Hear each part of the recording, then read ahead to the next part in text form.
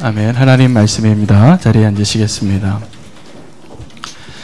오늘 창세기 39장은 바로 전장이었던 38장과 이어서 대비하고 있는 내용을 가지고 있습니다. 38장에는 유다와 다말의 부끄러운 이야기가 있었다면 오늘 39장은 그 요셉의 이야기 가운데 가장 놀라운 하나님의 은혜가 기록이 되어져 있습니다. 유다는 부끄러운 모습을 보여줬지만 요셉은 우리에게 부끄러운 모습을 보여주지 않은 온전한 그리스도인의 삶을 보여준 사람으로 우리에게 등장합니다. 저는 그래서 많은 그리스도인들이 유혹과 시험과 또 고난을 경험하지만 정말 요셉과 같이 사는 것이 얼마나 복된 것인가 하나님께서 신뢰로 들어준 예이기 때문에 우리가 오늘 이 요셉의 모습을 꼭 붙잡으시고 여러분이 요셉처럼 그러한 삶을 하나님과 동행하여서 승리하고 형통케 되어지는 삶을 살아낼 수 있게 되기를 축복합니다. 오늘 본문의 요셉의 인생은 추락하는 요셉입니다. 추락하는 요셉입니다.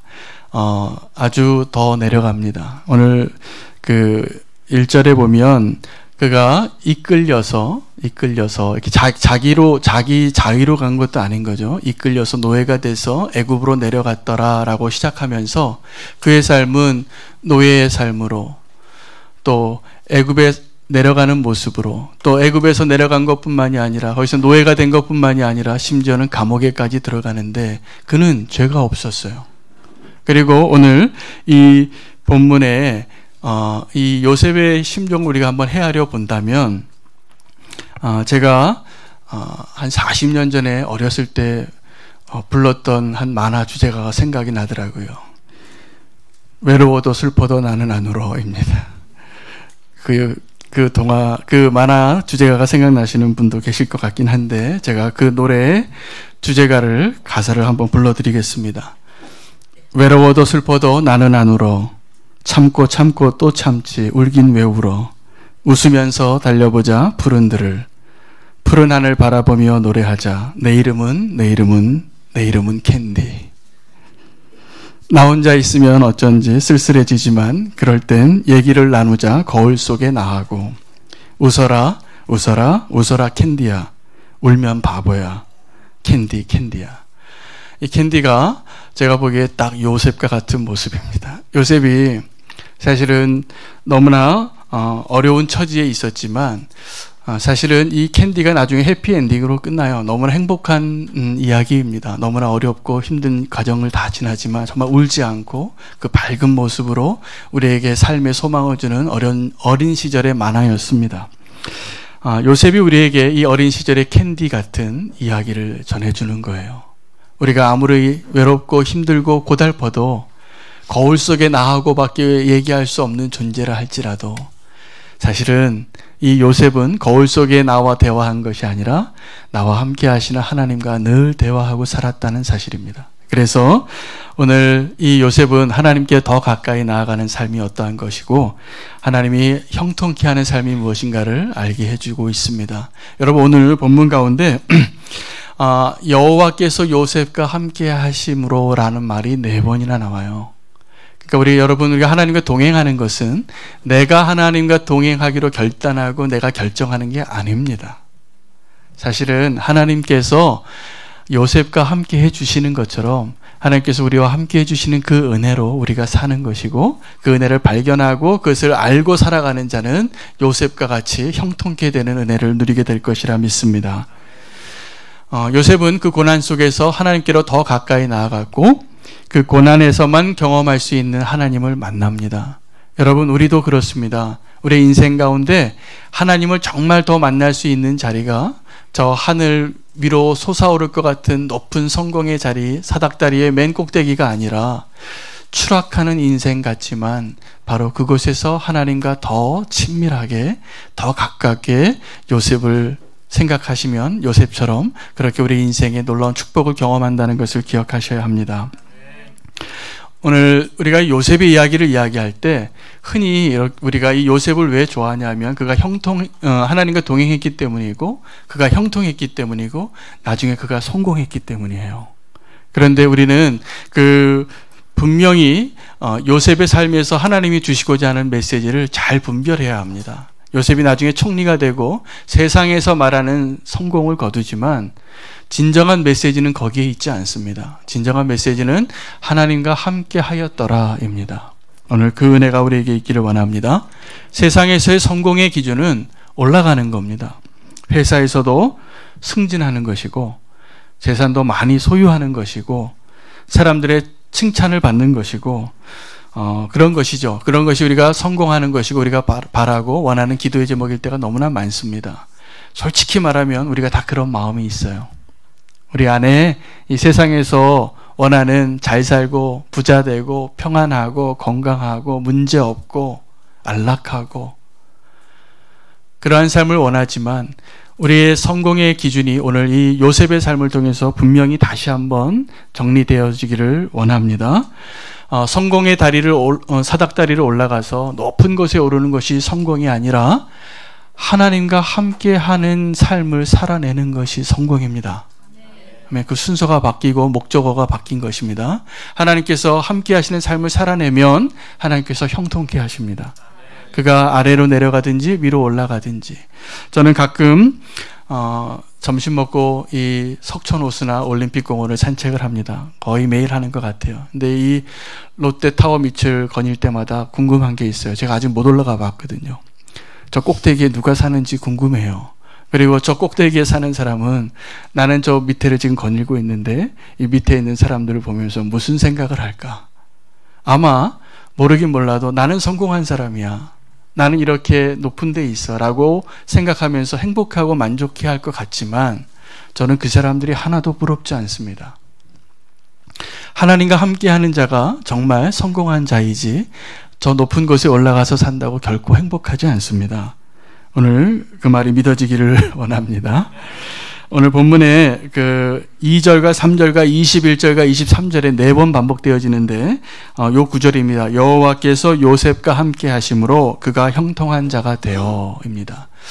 여러분 성경에 여호와와 함께 동행하였더라, 함께 하였더라라고 인정받은 사람들이 많이 있습니다. 대부분 믿음의 사람들이 그런데 특별히 에녹이 그랬습니다. 우리 창세기에 나온 사람들만 비교한다면 에녹은 여호와와 동행하다가 하나님이 데려가셨어요. 그런데 노아는 여호와와 동행하다가 심판의 유일한 구원자로 구원받은 자로 방주에 남는 자로 살게 됩니다.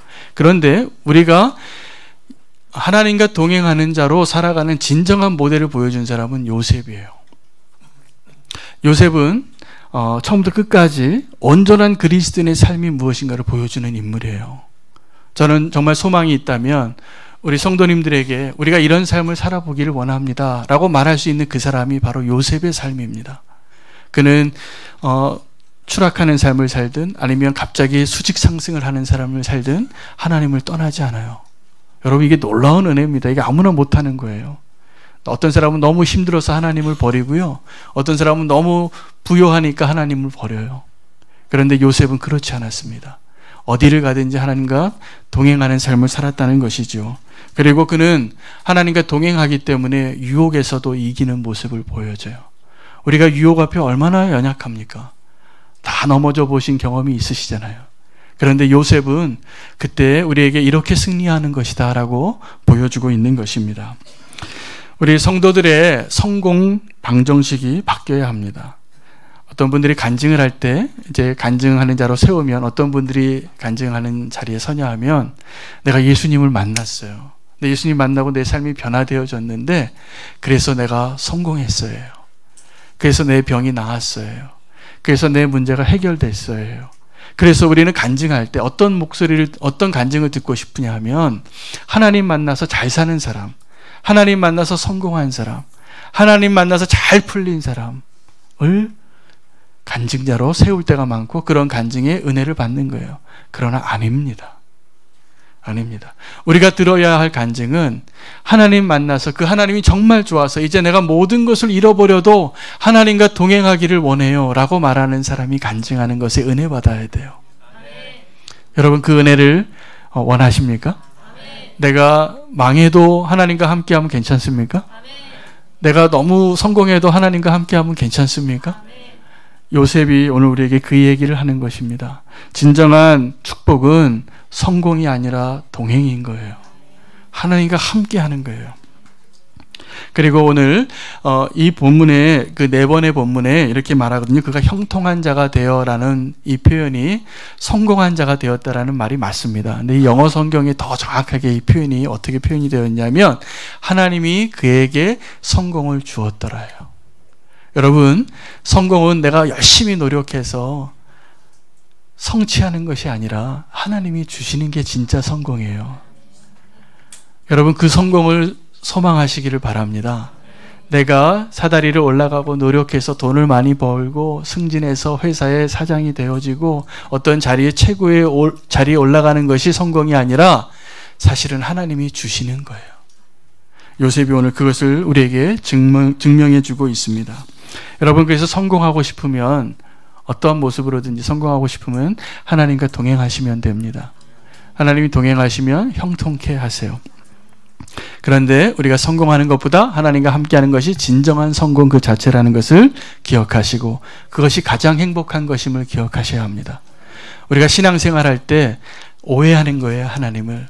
하나님, 내가 하나님과 동행하면 뭐 주시겠어요? 라고 말할 때가 많아요. 하나님, 내가 예수 믿으면 무슨 축복을 주시겠어요? 그러나 우리는 그것을 이제 바꿔야 합니다. 요셉을 보면 바꿔야 해요.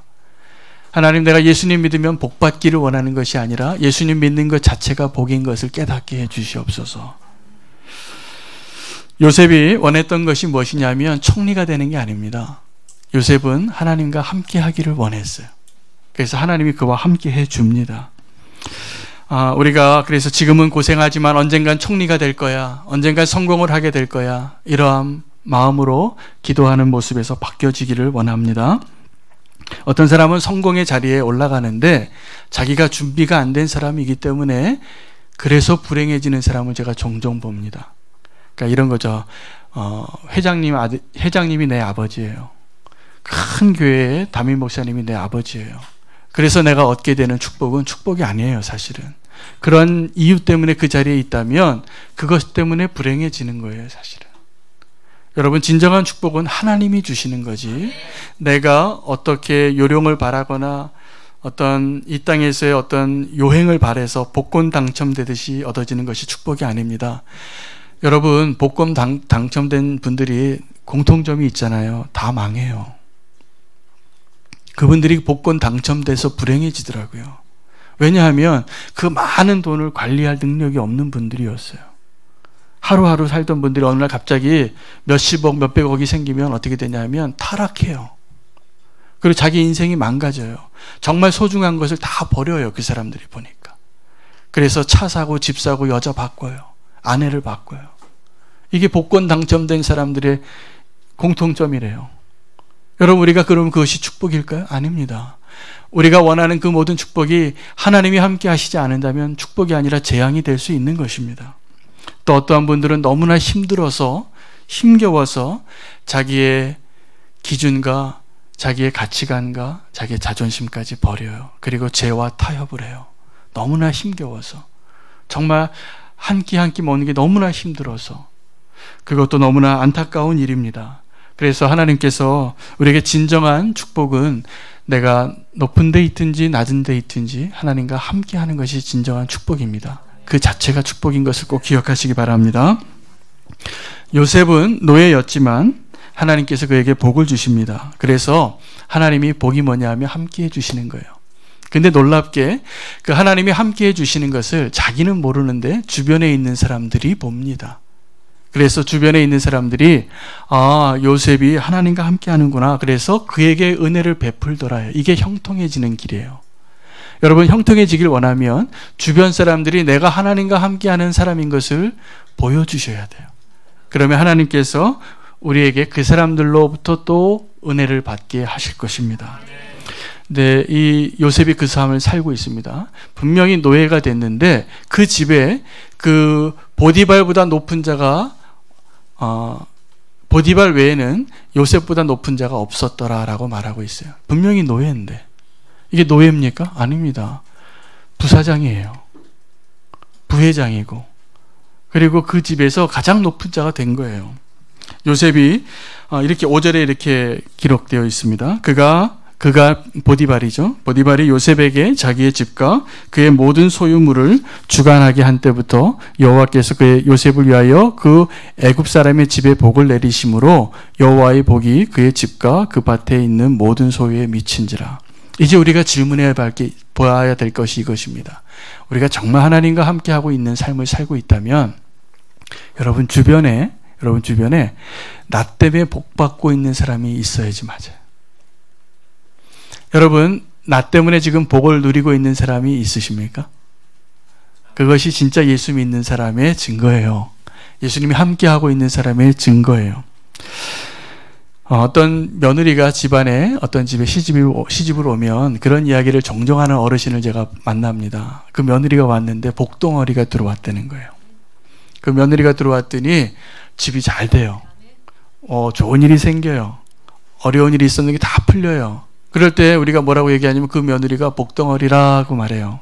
그럼 그리스도인이 어떠한 자냐 하면 세상에 어떠한 곳에서 존재하든지 어떠한 가정이든지 어떠한 직장이든지 어떠한 단체이든지 어떠한 공동체이든지 그곳에 들어가면 그 그리스도인 그 한 사람 때문에 그곳이 복받게 되어 있습니다. 아멘. 우리가 그러한 삶을 살아내는 것이 정말 증거예요. 아브라함에게 하나님이 언약하실 때도 그 이야기를 하신 것입니다. 너는 복의 근원이 되리라. 그래서 너를 축복하는 자를 내가 축복하고, 그러니까 이거죠. 주변에 있는 사람이 그 아브라함을 품어주면 하나님이 아브라함을 축복한 사람을 축복하겠다는 거예요. 근데 아브라함을 저주하면 하나님이 그 저주하는 사람을 저주하겠다는 거예요. 그것을 통해서 모든 민족이 복을 받게 되리니 너는 복의 근원이 되리라입니다. 야곱 때문에 라반이 축복을 받습니다.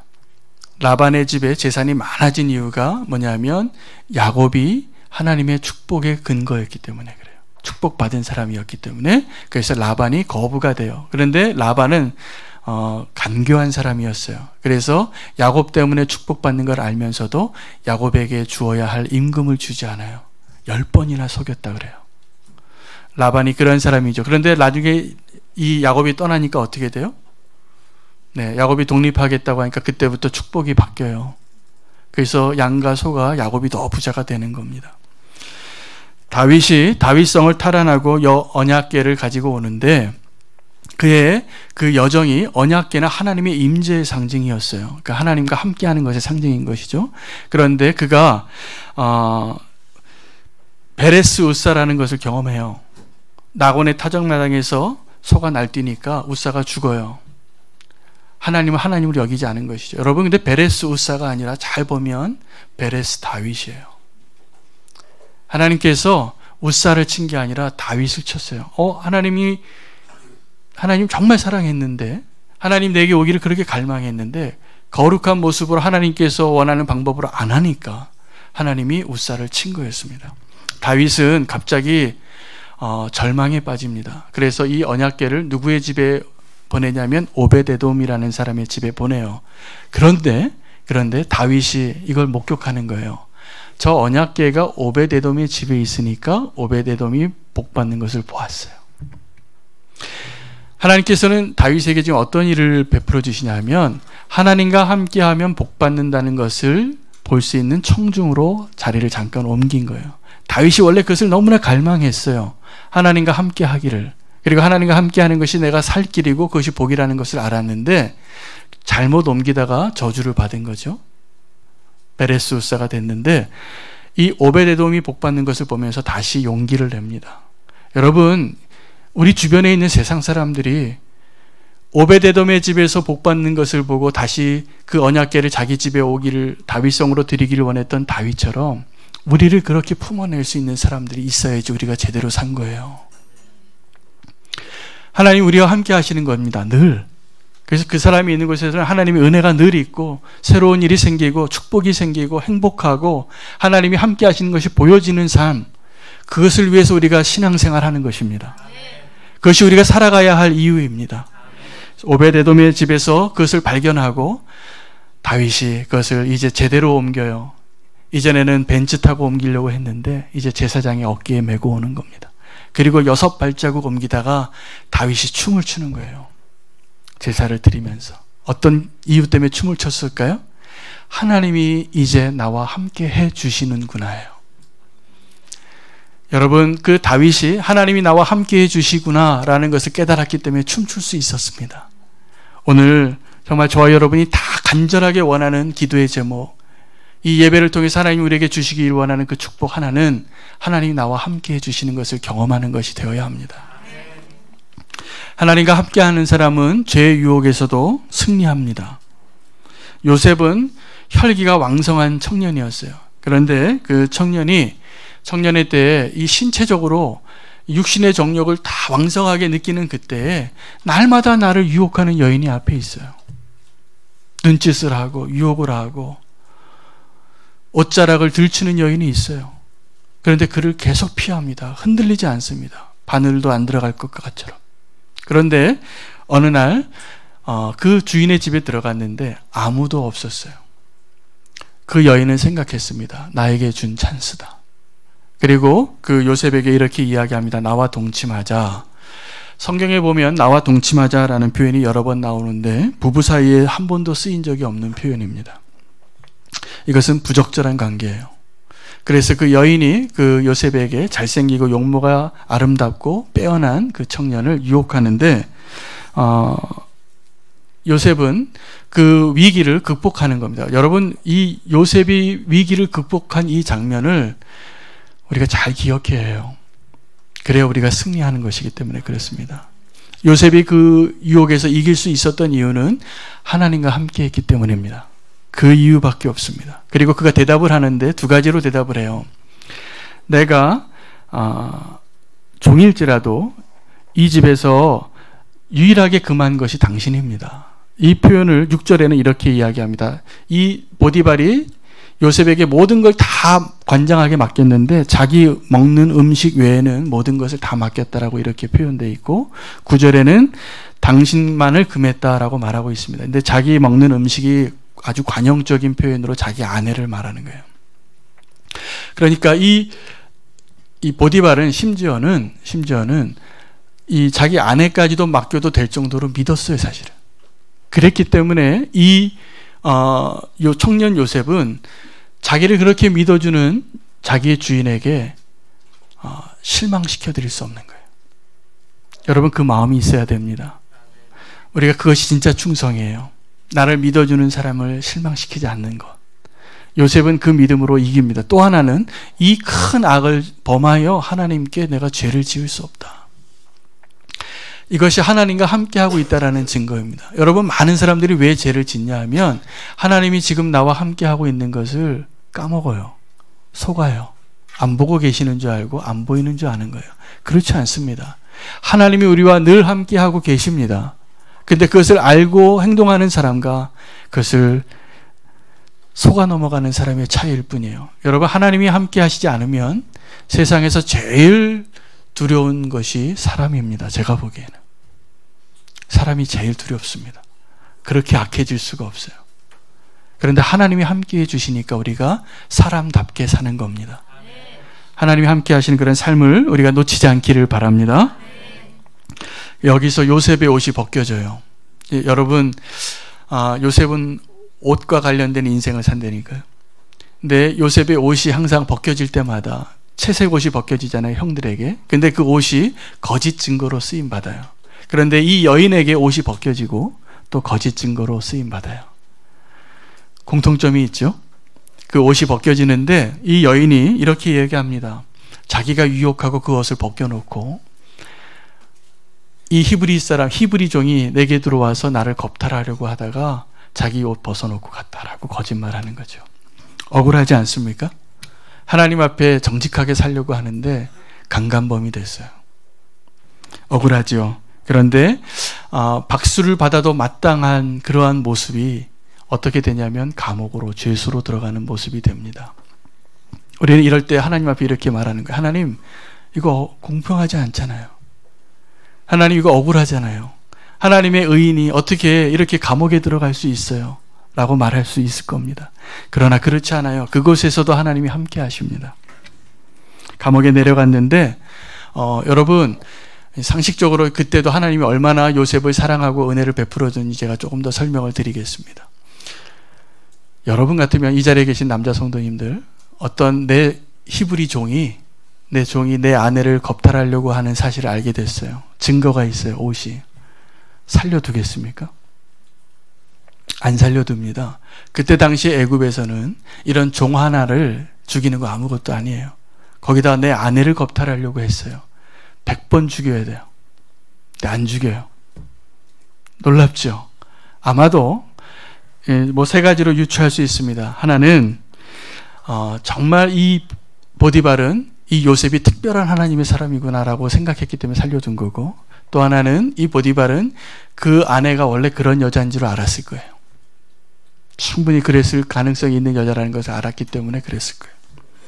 또 하나는 이 보디발이 하나님을 경외했기 때문에, 그래서 하나님과 함께하는 사람이었다는 것을 알기 때문에 이런 증거가 있지만 그 사람을 믿어준 겁니다. 끝까지.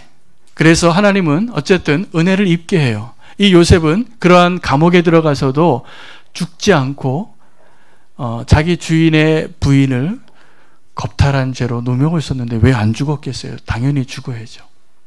그런데 삽니다. 그리고 그 감옥에 들어가는데 그 감옥에서도 또 은혜를 누려요. 하나님이 그곳에서 또 뭘 보여주시냐 하면 그 감옥에 있는 사람들로 하여금 이 요셉이 하나님과 함께 하는 것을 보게 하시는 거예요. 여러분, 우리 그리스도인은 정말 어디를 가든지 상관없습니다. 어떤 형편을 가든지 상관없습니다.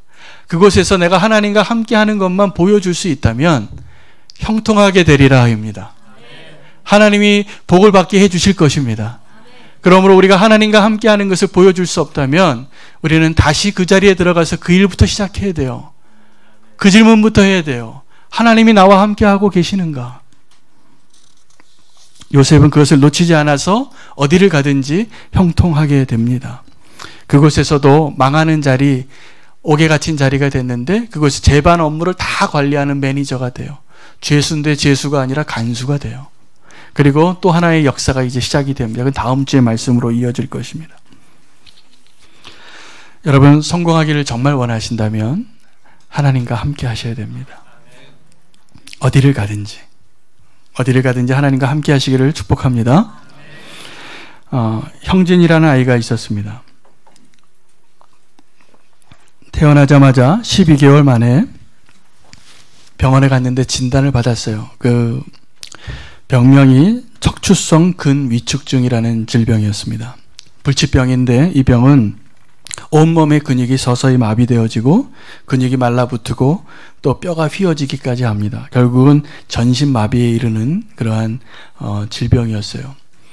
이 아이가 12달 됐을 때 그 질병을 진단받고 나서 초등학교 3학년이 되니까 전신이 마비가 됐습니다. 머리를 1mm도 자기 힘으로 움직일 수 없는 아이가 됐어요. 그러니까 이렇게 딱 굳어 있는 거죠. 움직일 수 있는 건 눈동자밖에 없었습니다. 그런데 이 아이가 초등학교를 다녔어요. 초등학교를 다니고 공부를 엄마의 도움으로 피눈물 나는 도움의 손길로 초등학교를 마치고 중학교를 가기로 결심을 했는데 집에서 제일 가까운 학교, 중학교에 문의를 했더니 그 교장 선생님이 다 이야기를 들어보더니 딱하긴 한데 우리 학교에는 절대로 받을 수 없습니다. 얘 한 명이 들어옴으로 인해서 다른 엄마들이 반대하고 여러 가지 시설을 바꿔야 하고 비용이 많이 듭니다. 불가능합니다. 다른 학교를 알아보세요. 너무 완고하시더래요. 그래서 이 형진이 엄마가 그날 일기를 썼는데 그렇게 무서운 교장 선생님을 처음 봤다는 거예요. 그런 거절감을 느끼고 대성통곡을 했던 기록을 썼습니다. 그러나 이 엄마는 위대한 엄마였어요. 포기하지 않고 계속 문을 두드려서 그 중학교에 들어갑니다. 문전 박대받았던 그 중학교에 다시 들어가서 놀라운 일들을 이뤄내요. 학교의 선생님들과 학생들이 그 아이를 너무나 잘 도와줍니다. 어머니는 매일 그 아이와 함께 등교해서 수업이 끝날 때까지 기다리고 아이를 또 데려오고 보건실 바로 옆에 있는 교실로만 배정을 받게 도와주고 휴대용 인공호흡기를 학교에 둘 수 있게 해주고 또 쉬는 시간마다 보건실에 침대에 눕게 해주었습니다. 친구들은 시험 때마다 노트 필기한 것을 형진이에게 들려주고 같이 공부하고 암송시켜줬어요. 형진이가 중학교도 나오고 고등학교 나오기까지 다 졸업을 하는데 석차가 한 5등까지 해요. 그러니까 우수한 성적으로 공부했다는 이야기죠. 그렇게 할 수 있었던 것은 형진이 곁에 늘 누군가가 있었기 때문이었어요. 왜냐하면 그 아이는 혼자 움직일 수 없기 때문에. 움직일 수 없는데 눈동자만 움직여요. 그걸로 의사 표현하고 공부하고 답도 쓰고 시험도 쳤어요. 이 형진이가 2002년에 연세대에 들어갑니다. 컴퓨터학과에 정시 시험을 치러서 실력으로 들어가요. 특례로 들어간 것이 아니라. 연세대를 공부하는데 9년이 걸렸습니다. 2011년 6월 10일에 연세대학교 소프트웨어 응용연구소 연구원으로 첫 출근을 하게 됩니다. 이제 대학원에 들어가는데 돈 받고 다니는 거죠. 형진이는 몸에서 움직일 수 있는 것이 오직 눈동자뿐이기 때문에 그날 형진이가 이제 잠자려고 하는데 엄마가 형진이에게 이렇게 이야기합니다. 형진아, 이제 잘 자라 라고 표현하니까 형진이가 엄마에게 이렇게 얘기합니다. 눈동자로. 엄마 꿈에서 만나요. 그랬더니 엄마가 이렇게 얘기합니다. 형진아, 싫어. 잠잘 때만이라도 너와 떨어져서 좀 편히 자고 싶어. 너 꿈에서도 엄마 부려먹으려고 그러니? 형진이가 이렇게 대답을 합니다. 아니에요, 엄마. 내가 꿈속에서만 엄마를 업어줄 수 있어요.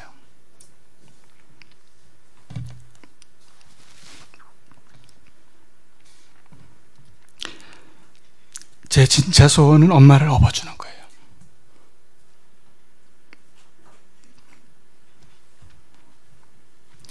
이 형진이는 누군가가 도와주지 않으면, 누군가 함께 해주지 않으면 살 수 없는 아이였는데 이 형진이가 살아냅니다. 그리고 성공한 삶을 살아요.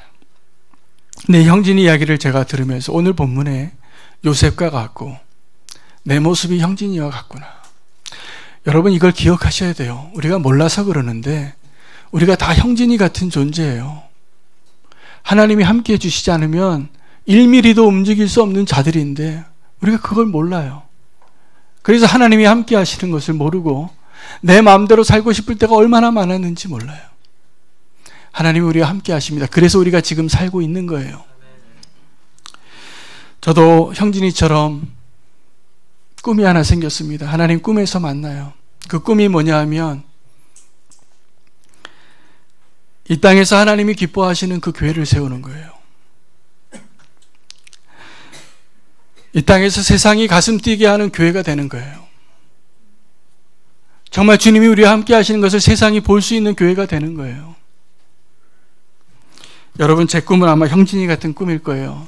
현실적에서는 불가능해 보이는 그 꿈이지만 그렇지 않습니다. 하나님이 함께 하시면 가능합니다. 하나님이 함께 하시면, 요셉과 함께 하시면 그렇게 된 것처럼 우리가 정말 교회가 본질이 무엇이고 성도가 본질이 무엇인지를 알게 되면 하나님이 함께 하셔서 그 기적 같은 일이 이루어질 겁니다. 여러분, 그 형진이의 꿈이 바로 우리의 꿈이 되어야 합니다. 우리가 하나님을 업어드릴 수 있는 그 소망으로 이 땅에서 살면 하나님 우리를 떠나지 않으시고 세상이 보게 될 것입니다. 아, 저 사람에게는 하나님이 함께하고 계시는구나. 저 교회는 하나님이 함께하고 계시는 것이구나. 그래서 세상이 우리를 기뻐하게 될 것입니다.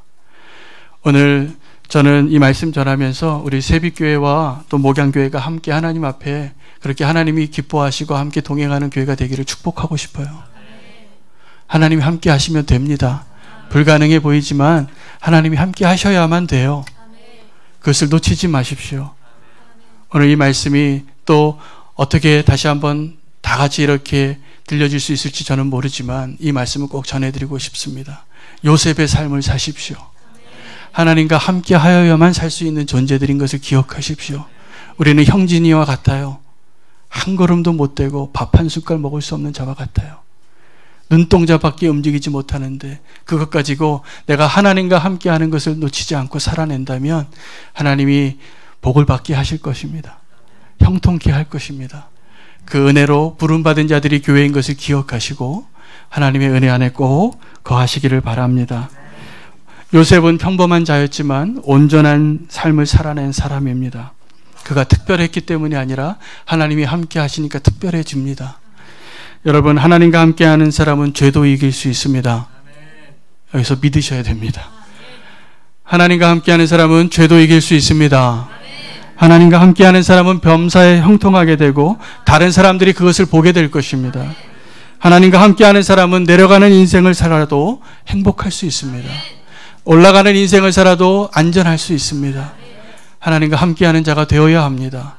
오늘 요셉과 같은 삶을 살기를 축복합니다. 하나님과 함께하여야만 우리가 살 수 있음을 꼭 기억하십시오. 이 시대에 하나님이 원하시는 요셉이 되기를 축복합니다. 기도하겠습니다. 하나님, 여호와께서 함께 하시는 것이지 우리가 하나님과 함께 하는 것이 아님을 알게 하시니 감사합니다. 성공은 우리가 쟁취하는 것이 아니라 하나님이 주시는 것임을 믿습니다. 여호와께서 함께 하셔서 우리가 이 시대의 요셉이 되기를 원합니다. 이 시대에 주님이 원하시는 교회를 세우기를 원합니다. 주님이 원하시는 성도가 되기를 원합니다. 주님, 우리의 이 간절한 소망이 하나님께로부터 온 것이라 믿습니다. 주님, 그러한 교회를 허락하여 주시고 그러한 성도가 되게 해 주시옵소서. 예수님의 이름으로 기도합니다. 아멘.